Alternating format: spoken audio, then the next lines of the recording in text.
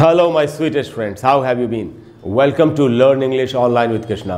Learn English Online with Krishna में आपका स्वागत है दोस्तों। आज हम दोस्तों बहुत ही कमाल की वोकैबुलरी सीखेंगे। आज हम सीखेंगे अदालत से संबंधित शब्द। अदालत में जो कार्रवाई होती है तो अदालत में बहुत सारे शब्दों का इस्तेमाल होता है। वो वर्ड्स कौन कौन से, यही हम सीखेंगे। काफ़ी इन्फॉर्मेटिव और इंटरेस्टिंग क्लास है। आपको ध्यान से एंड तक पूरे वीडियो को देखना चाहिए और इन सारे वर्ड्स को सीख लेना चाहिए, जिससे कि कभी भी हम इनको यूज़ कर सकें या कोई और यूज़ कर रहा हो तो हम समझ सकें कि क्या कहा जा रहा है। आज का टॉपिक है दोस्तों हमारा कोर्ट रूम रिलेटेड वर्ड्स, अदालत से संबंधित शब्द। एक एक करके आपको सारे वर्ड्स बता दो। पहला वर्ड है दोस्तों कोर्ट। कोर्ट का मीनिंग होता है अदालत, ये हम सभी जानते हैं। और दूसरा वर्ड है जज। जज का मतलब है न्यायाधीश। जज साहब जो होते हैं, जो फैसला सुनाते हैं, तो वो जज हो गए। तीसरा जो वर्ड है दोस्तों ये है बेंच।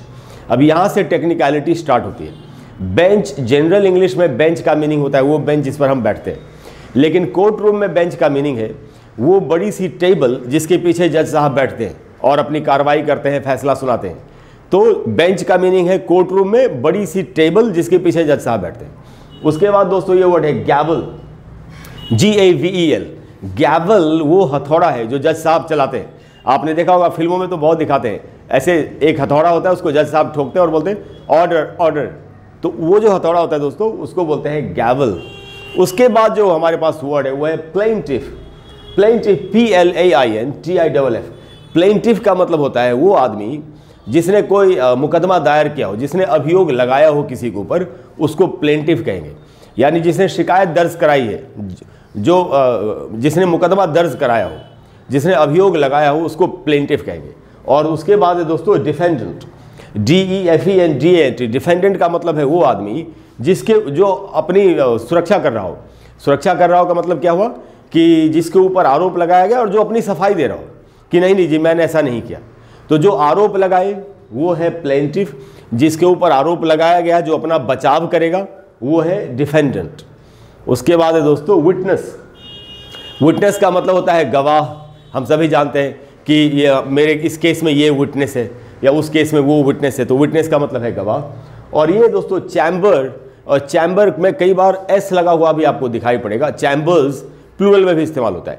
चैम्बर वो जगह है जो जहाँ पर अदालत की कार्रवाई चलती है, उसके पीछे जज साहब का कमरा होता है जहाँ वो बैठ के कई बार वो मीटिंग भी करते हैं वहाँ पर।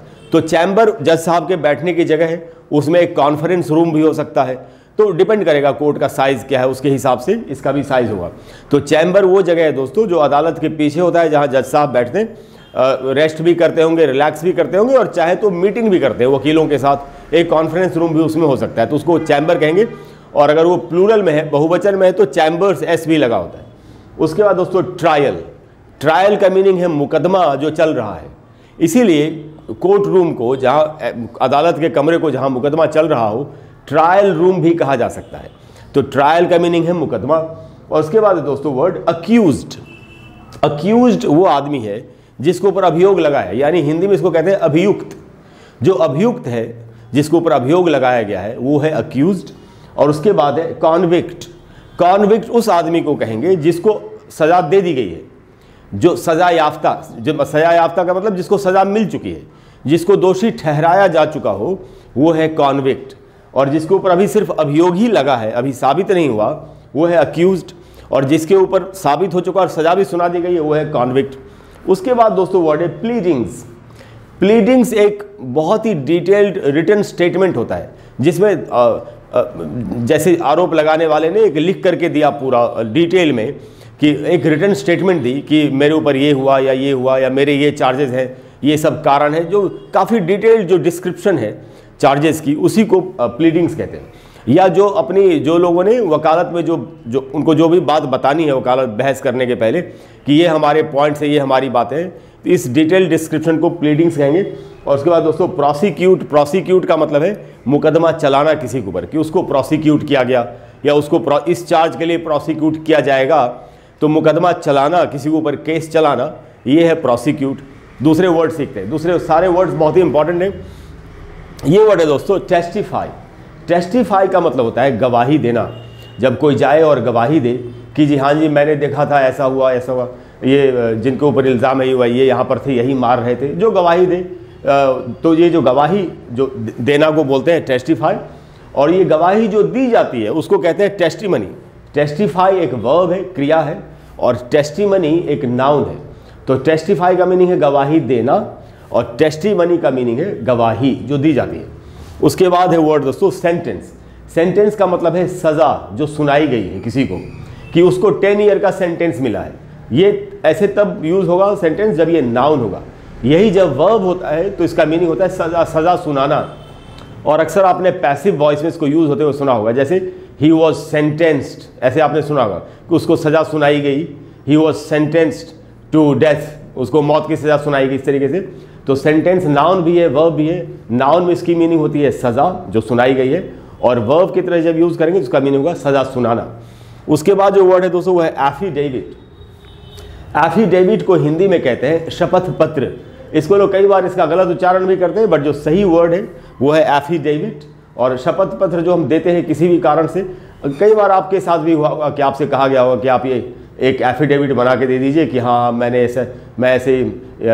ग्रेजुएट हूँ और मुझे इस चीज़ की ज़रूरत है। तरह तरह के एफिडेविट्स होते हैं। तो एफिडेविट का मतलब है शपथ पत्र। जब आदमी ये कहता है कि मैं शपथ पूर्वक ये कह रहा हूँ कि मैं जो कह रहा हूँ ये सच है और मेरी ये बात है। उसके बाद दोस्तों एलिगेशन।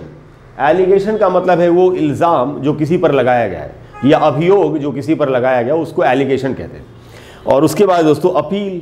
अब अपील वो वर्ड है, ये प्रोसेस है जो हम करते हैं। मान लेते हैं किसी को सज़ा सुनाई गई, अब वो सज़ा से अगर संतुष्ट नहीं है, उसको लगता है कि नहीं मेरे साथ अन्याय हुआ है, तो उससे भी बड़े कोर्ट में जा सकता है, बड़ी अदालत में जा सकता है। जैसे लोअर कोर्ट से आदमी हाई कोर्ट में जाते हैं, हाई कोर्ट से फिर सुप्रीम कोर्ट में जा सकते हैं। तो ये जो अपील करता है आदमी कि नहीं मेरे केस की फिर से सुनवाई हो, मैं अपराधी नहीं हूँ, या मेरे खिलाफ ये जो फैसला है ये गलत है, तो इसी प्रोसेस को अपील कहेंगे। उसके बाद दोस्तों बेल, जो ज़मानत मिलती है लोगों को। अब किसी को अगर किसी के ऊपर मुकदमा चल रहा है और वो चाहे तो अपनी ज़मानत के लिए वो अप्लाई कर सकता है। कोर्ट को अगर लगेगा कि ठीक है इस आदमी को ज़मानत दी जा सकती है, तो एक ज़मानत की एक रकम होती है, एक राशि होती है, वो लेकर के या जो भी शर्तें होती हैं उनको पूरा करके कोई आदमी ज़मानत पर बाहर आ सकता है। तो ये ज़मानत है। अच्छा दोस्तों उसके बाद है चार्ज। चार्ज का मतलब है वो अभियोग जो किसी पर लगाया गया है। जैसे कई बार हम बोलते हैं कि चार्ज क्या है, इस पर किस चीज़ का चार्ज लगा है, यानी इस आदमी पर किस चीज़ का अभियोग लगाया है, किसने क्या किया है, कौन सा क्राइम किया है, तो ये है चार्ज। उसके बाद दोस्तों ज्यूरिसडिक्शन। इस वर्ड को समझना चाहिए। ज्यूरिसडिक्शन का मतलब होता है जैसे हर कोर्ट के पास या बाकी कानूनी संस्थाओं के पास ये अधिकार होता है कई बार कि आप इस मामले में, इस मुकदमे में किसी के ऊपर अभियोग चला सकते हैं, उसको सजा दे सकते हैं। लेकिन अगर किसी के अधिकार क्षेत्र से कोई चीज़ बाहर हो तो फिर वो उस काम को नहीं कर सकता। तो इसको कहेंगे कि भाई ये आपके ज्यूरिसडिक्शन से बाहर है, यानी ये आपके अधिकार क्षेत्र से बाहर है। तो ज्यूरिसडिक्शन का जो मीनिंग होता है वो होता है अधिकार क्षेत्र, यानी वो अधिकार, सारे अधिकार जिसमें आप एक आदमी पर मुकदमा चला सकते हैं, उसको सजा दे सकते हैं, ये अधिकार क्षेत्र हुआ। इसी को कहते हैं ज्यूरिसडिक्शन। तो ऐसे कहा जा सकता है कि ये आपके ज्यूरिसडिक्शन में है या ये आपके ज्यूरिसडिक्शन में नहीं है। तो ये इसकी मीनिंग है। उसके बाद है दोस्तों कंटिन्यूअस। देखिए कंटिन्यूअस जो वर्ड है ये अमेरिकन इंग्लिश में ज़्यादा चलता है, इंडिया में इसके लिए चलता है अजर्नमेंट। ब्रिटिश इंग्लिश में अजर्नमेंट, यानी कि जब हम केस कोई चल रहा हो तो उसकी तारीख, जैसे बोलते हैं ना कि अभी मुकदमा ख़त्म नहीं हुआ, फिर उसकी अगली तारीख पड़ती है, तो कहते हैं कि ये मामला अभी स्थगित किया जाता है। द कोर्ट इज़ अजर्न्ड, ऐसे आपने फिल्मों में भी सुना होगा। द कोर्ट इज़ अजर्न्ड का मतलब है कोर्ट अभी स्थगित किया जाता है, अब अगली तारीख पर सुनवाई होगी। तो ये जो प्रोसेस है इसी को अजर्नमेंट और अमेरिकन इंग्लिश में खास करके कंटिन्यूएंस कहते हैं। उसके बाद जो वर्ड है दोस्तों ये बहुत ही इंपॉर्टेंट वर्ड है और ये है ओथ, OATH, ओथ। ओथ क्या आपने देखा होगा जैसे फिल्मों में कि शपथ लेते हैं लोग कि मैं गीता पर हाथ रखकर शपथ, या मैं ईश्वर की शपथ लेकर कहता हूं कि गीता पर हाथ रख के, या अगर कोई मुस्लिम है तो वो कुरान पे हाथ रख के, ऐसे शपथ उनको दिलाई जाती है कि मैं ईश्वर की शपथ लेता हूं कि मैं जो भी कहूँगा सच कहूँगा, सच के सिवा कुछ नहीं कहूँगा। ये जो शपथ ली जाती है इसी को ओथ कहते हैं। और अगर किसी आदमी ने शपथ ली हुई है कोर्ट में और शपथ लेने के बाद कोई अपनी बात को कहते हैं, लोग गवाही देते हैं, तो ऐसा आदमी जिसने शपथ ली हुई हो को कहेंगे अंडर ओथ। या ऐसी स्टेटमेंट जो शपथ लेने के बाद दी गई हो उसको अंडर ओथ कहते हैं। जैसे हम बोल सकते हैं ही इज अंडर ओथ या he gave this statement under oath, यानी उसने शपथ लेकर ये स्टेटमेंट दिया, ऐसा इसका मीनिंग है। कई बार लोग शपथ लेने के बाद झूठ बोलते हैं और जब वो पकड़े जाते हैं तो इसका भी उनके ऊपर एक केस चलता है। तो ये जो अपराध है, शपथ लेकर के झूठ बोलने का अपराध, उसको कहते हैं परजरी, PERJURY। शपथ लेकर भी अगर कोई झूठ बोले तो इस अपराध को परजरी कहा जाता है।